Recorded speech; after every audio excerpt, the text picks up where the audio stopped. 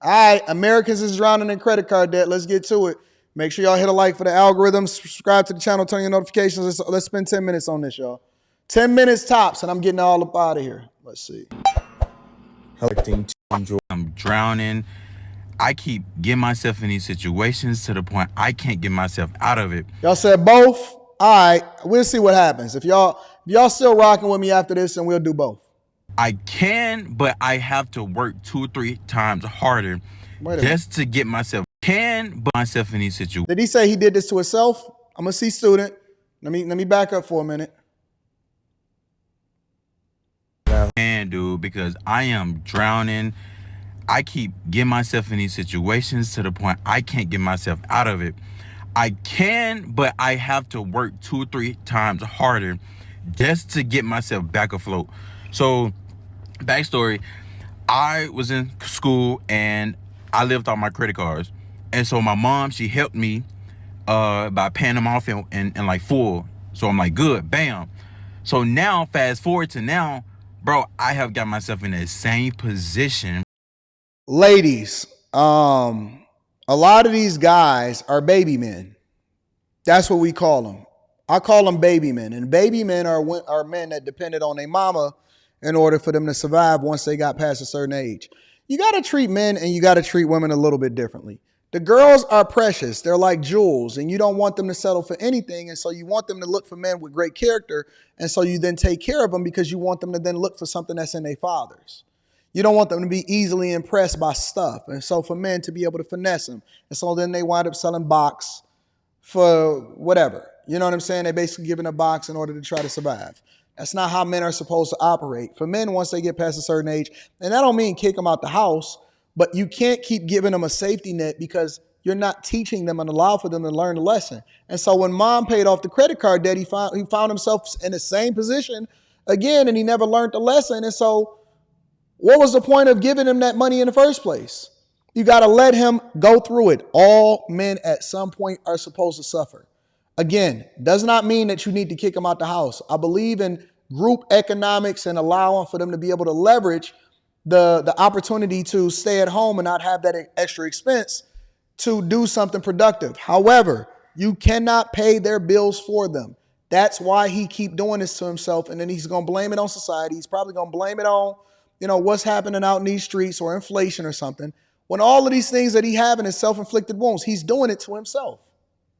And I don't even know how, I came about spending this money. I don't know where it's going. I'm looking at my credit cards like, what did I even spend this on? So now, because I like to invest my money. I want to invest my money. I want to put my money somewhere else, but I don't even have the luxury to do that because somebody said, I don't see the problem if he was in school. Because you should not have credit cards when you're in school. That's the whole problem. But they give you the freedom to be able to do it on your own. So that shouldn't become your parents' problem to pay your credit cards. You should not have credit cards in school at all. It's no reason for any kid that is 18, 19, 20, 21 years old to be having credit cards in school. There is no logical reason that anybody can give me that would justify him having credit cards in school at all. If you want extra money, then you need to go and work for it. And then you spend what you make, but you need to learn how to budget more effectively. You have these learned lessons that you have in life that allows for you to be successful later on in life because the habits that you establish when you're younger is going to carry with you when you're older. I got to work 2 or 3 times harder just to pay my credit cards off, then put my money to the side to invest. So now I'm going backwards rather than continuing to going forward. So it's just so frustrating, bro. And I'm just sitting here like pulling my hair out, stressing over it. Bro, I didn't even have to go through this. It just creeped up on me out of no fucking where. It creeped up on you out of nowhere. Okay, buddy. And I Victim just like Olympics. Don't know. Bro, Victim do Olympics. Anybody else know how to manage their money? Because I'm over here drowning. Drowning. And I'm trying to stay, bro, get myself up. And it's so frustrating, bro. So learn from me. Please stay out of credit card debt. If you have any recommendations for me, bro, please let me know because, yeah, boy, definitely is stressing over here. These student loans, like the calls, are really making me regret ever going to college, considering I'm not even doing anything in my degree. But like these calls are just a reminder that I'm like, first of all, doing nothing with my life. This is the type of woman that'll wind up voting for Biden and Kamala Harris because they looking to get a handout and they trying to get somebody to grab them out of their situation. This is how you wind up making bad decisions as far as your voting patterns, because you then depend on the federal government, which they tied you to it in order to get you to continue to do the things that you're doing. It's so stupid. It's the dumbest thing ever. So they'll get on TikTok and cry and say that I'm not even doing nothing with my degree. Baby, get 2 jobs. You shouldn't have went into going into African-American studies or underwater basket weaving. That is not nobody else's fault but yours. But then they're going to blame the system because they told us that we need to go to college. They never told you that you needed to go into underwater basket weaving, though. And they never told you that you were supposed to take on a bunch of student loans. And now they scared because the student loan man is over there hounding them and harassing them. Second of all, broke as shit. And yes, I hee ha about it here, but like it's literally not a joke. It's like embarrassing, and it's like the most stressful thing. And I never want to be the person that's like driven by money. Like that's not me, but like sometimes I wish I was. You got another thing coming, baby. I wouldn't be in the position I am in. And like dealing with these calls and having to basically say my situation, like I literally cannot pay off an amount on these damn student loans. And then the fact that they're so relentless, they call every person in my family, they call people not related to me, but like associated with hey, me. want I they don't money? even know how they, it's just crazy. And it's like, I hate it. It's like you're coming at me for my own little debt when this country's in debt. Like it's so frustrating. And it gets me so angry, and literally it's like I avoid these calls at all times. They send me into... Fellas, I think we got us one. I'm sorry, for those of you that's not familiar with what we do on the Millionaire Morning Show, we get sidetracked because we look at the context and we try to figure out what's going on. Hey, ladies and gentlemen, I think we got us one. For the fellas in the chat that's been rocking with me for a long time, you know what I mean. I think we got one. I think we got one.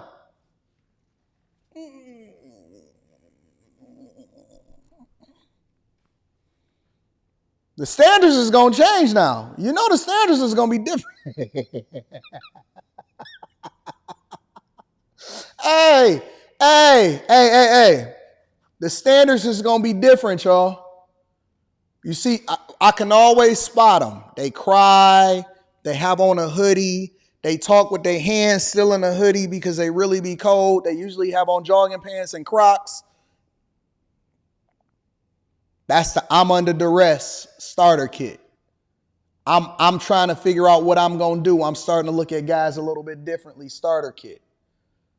I'm telling you, listen, hoodie, talking with their hands in their hoodie, crying, jogging pants, Crocs.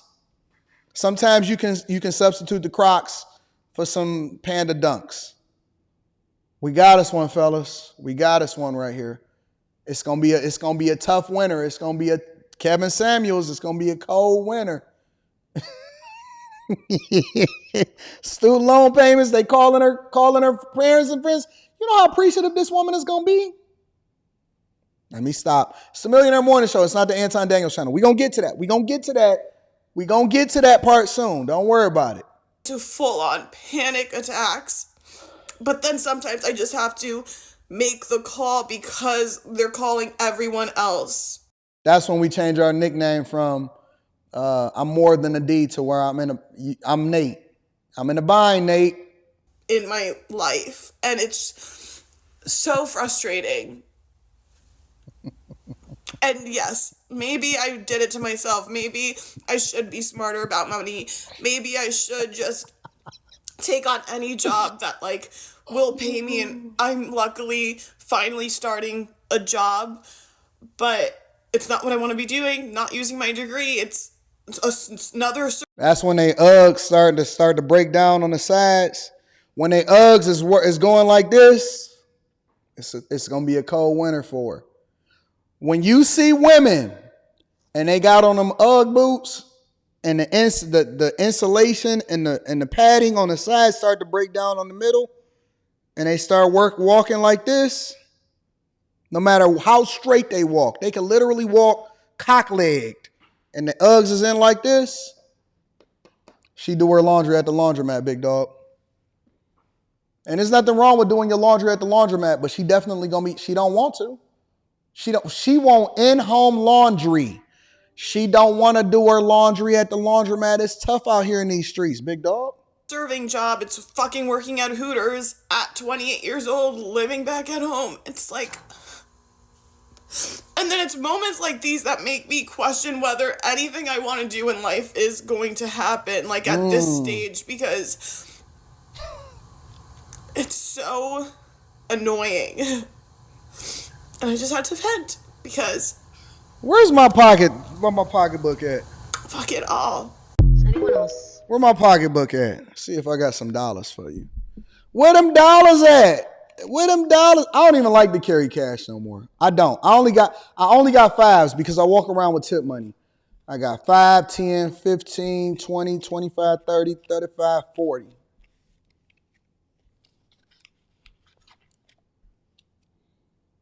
I'm in the bind. I got $40. And now if you keep talking, we lost one. Oh, you still talking? We down to 30.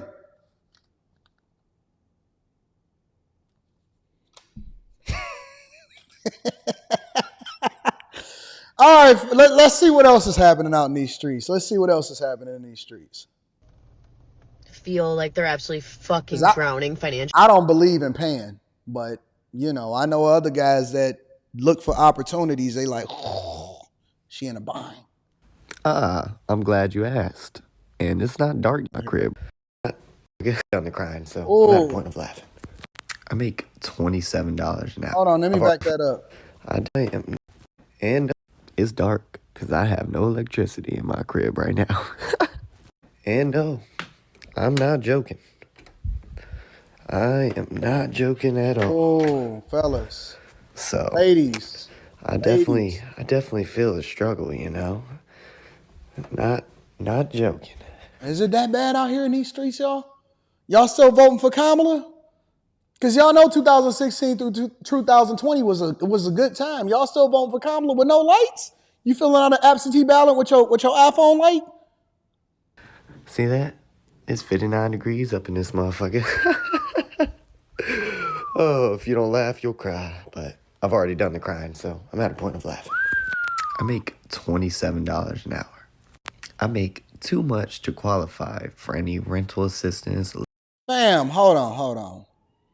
If you making $27 an hour, I'm not saying you rich, but if you making $27 an hour, how you ain't got no electricity? What kind of wizardry is this? Do we need to just start all the way from scratch? Because I know over in the Bag Chasers, we have different conversations about money. But do we need to get to the fundamentals and the basics of what financial literacy? For the people that's new here, do we need to start all the way over and start having conversations about how you need to budget your money from the beginning? What taxes are? FICA, Social Security, 401k, pay your bills.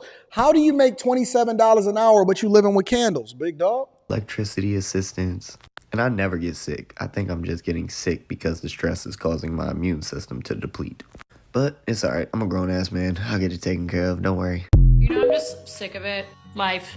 I try. That's another really one. Hard. I think we got another one. Just sometimes feel like I never get ahead. Like this is how I don't like music. Messes up the stream, so we gonna see if we can go to another one. I don't like music. Oh yeah, we got us a flathead. Shout out to those who deal with it also. You have a friend. America's drowning in debt and they're trying to vote TikTok off. Fantastic. America's debt is controlled by 4 to 5 credit card companies. There's a vote right now to break all that up and allow other people in instead of having the monopoly for at least another couple months. There's a lot of scared people out there right now, not only for things that are going on in people's health or politically, but it's also because their debt and their money problems are keeping them up at night. They are paralyzed and they feel some sort of moral or ethical obligation to pay off this debt, but they know they can't. Their wages aren't going up. They have all the other monthly expenses that people have that just don't go away. And they're unclear whether they qualify to even talk to a bankruptcy attorney and see if they can wipe out that debt. My suggestion, my recommendation to people out there who are tossing and turning at night because they don't know how they're going to pay down their debt, or they're paying down their debt, but other things are lapsing, like they're behind on their rent, or they don't have enough money for groceries, or car registration is coming due, or they need new tires. Whatever it is, there is federal relief out there. The law gives you the ability to discharge your debt in one fell swoop. Yeah, I hear a lot of people often at times talking about bankruptcy, and I'm not against bankruptcy at all. I can't speak to it because I've never ever considered it. Even when I went broke in 2008, I was just like, skip it. Listen, I just deal with it. Whatever else that comes with it, I'll make the adjustments or whatever. I need to get somebody that has been through bankruptcy up on a platform. If y'all know anybody that's been through bankruptcy to where we can speak about it more extensively, I know that there's chapter 7 and then there's chapter 11, reorganization. And I believe it's chapter 7 or chapter 11. But one of them is for people that make under a certain amount of money. I think the threshold is like 70 something thousand or $80,000 a year. And the other one is for people that make over the threshold. The people that make under the threshold have a better bankruptcy process because it basically discharges the debt altogether. The people that make over a threshold, it's a little bit different because they basically giving you a repayment plan for the next however many years based off of your income driven, how much income you have as a result of it and how many bills that you have. So if anybody has ever filed for bankruptcy, or you know more about it to where you can speak extensively of it, and that you can actually give me your opinion and give me your thoughts based off of your real life experiences, and then give me your opinion as a result of it, I'll be happy to have you on the platform. Make sure that you guys give me an email or send me an email at Anton Daniels. Oh, it's chapter 13. Okay, it's chapter 7 and chapter 13. Make sure y'all send me an email at AntonDaniels413@gmail.com. I'd love to have you on the platform to be able to discuss this whole bankruptcy situation. All right, let me continue. Let's see if she got any. It is number not taking. I would do totally in your state and seeing what they have to say. I'm totally in for the sharing our debt and how we're gonna get through it. And so I figured I would do us all a favor and share mine, because I used to be ashamed of these numbers and I still don't like them, but that doesn't mean you need to be ashamed, because if you're ashamed, you're probably not taking care of things. If you're not taking care of things, nothing's gonna change. So let's not stay in debt. Let's get out of debt together.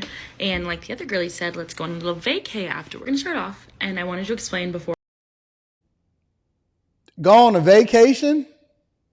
The last thing that you should be thinking about if you're in debt like that up to your eyeballs is a vacation, but okay, I see you. I start off, I have 3 separate credit cards, and basically about a month ago, I switched one of my debit cards to a different bank, and so now I have a new bank, but I forgot to transfer a few things, so some of them went over even though I tried to handle it, and it just didn't work out in my favor, and then they charged me more interest and overdraft fees, or what is it called? Basically, they charge you for overspending on your credit card. So here's what I got. I have 3 of them. I have an Apple card. My spending limit on that is $500, and I currently have $443.95 on there, and I'm not really sure what my APR is on that because it doesn't say, but 29%.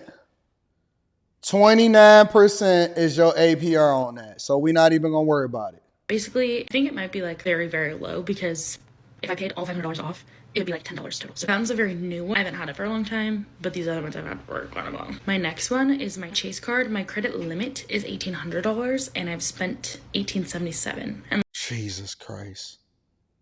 These people are insane. And then they don't just do it with one card, they do it with all of them. like I said before, it was paid off more, but then it basically one of my fees went on my credit card, which I didn't realize my subscription was on my credit card, and then it overdrafted, and then it charged me $77. So we're over for that, but it's okay, I'm about to pay it like in Chase, so it's fine. Next one is my Southwest credit card, and that one's $7,600. Oh, no, $7,069.98. And both the Chase and the Southwest credit card have a 28.99% APR, which is interest if you were wondering. So you might be asking, Carly, how the heck much are is you the gonna end? spend? The Chase and the Southwest credit card have a 28.99. 29. I said it. 29%. Oh, 29% interest rate. 29% interest on a credit card. Oh, oh, God. Oh, God. 9%. And they talking about this like this not even a big deal. APR, which is interest if you were wondering. So you might be asking, Carly, how the heck are you going to pay these things off? Let me tell you the plan, okay? Because the Apple one has such a small limit, my plan here is basically to And she cold because she got on a jacket in the house. pay off the amount and pay off the Chase one that has the lowest amount, which is the $1,877, and then the So basically what she's explaining is the debt snowball method, which is something that Dave Ramsey recommends, and I think that it's great. The debt snowball method is that you pay the minimum payment on all of them, but you throw everything at the smallest one, and then you roll it up to the next biggest one after that. same one, I'll kind of start chipping away at that. So the thing I did wrong here is also, this is my little notebook that I'm tracking all my expenses in for this year. The Southwest credit card, I thought it was just going to be for flights, which is great because I fly all the time. Most of them are through work, and so I can get those expensed and then pay off that very quickly. It's like a very quick turnaround for me. But I didn't know that it was used for other things, and I'm an impulse shopper and I'm trying to heal that. So most of these women are all going through the same thing, to be honest with y'all. There's no point in even looking at the rest of this story. Most of these women are going through the same thing. They think that debt is a game until they start to get like that other woman and they start getting phone calls. The only reason that the other woman, in my opinion, started to panic was because everybody else started to find out about her debt as far as them calling her family members and stuff like that. And so when they start shaming her and they start putting pressure on her because her family members was calling and was like, hey, man, you got these bill collectors that's calling me talking about you ain't paying your student loans. Then that's when she started feeling some type of way about it. But most of these women and most of these people are going through the same thing. They all think it's cool. They all still Klarna and Afterpay. They'll get another credit card. They'll get it under somebody else's name. And then they start selling box for money. And then they want to just continue to live this fake Instagram lifestyle. But I want to see people talking about and showing a credit card debt at the same time that they're showing all of these clothes that they keep buying. But neither here nor there.